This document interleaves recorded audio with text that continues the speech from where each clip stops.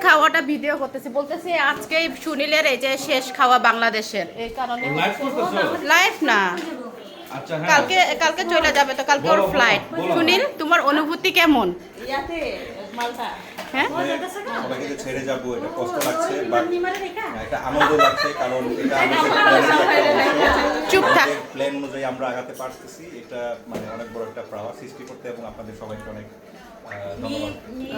ঠিক আছে, কারণ এটাই হচ্ছে ঈশ্বরের প্ল্যান। কে কখন কোথায় থাকবে এটা আসলে বলা যায় না। আমরা তো কখনো চিন্তাও করি নাই যে এক একজন এক এক জায়গায় এইভাবে ছড়ায় ছিটায় চলে যাবে। বাট এটা, হ্যাঁ, এটা হচ্ছে ঈশ্বরের প্ল্যান। অবশ্যই আবার কি বলে ওটারে, পৃথিবী যেহেতু গোল, আমরাও একভাবে না একভাবে দেখা করব, আবার দেখা হবে।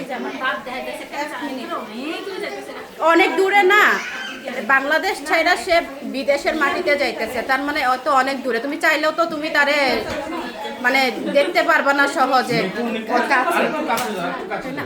আর কত কাছে যাবো করে শুনলে তো অনেক ইয়ে হয়ে যাবে না বেশি। এরা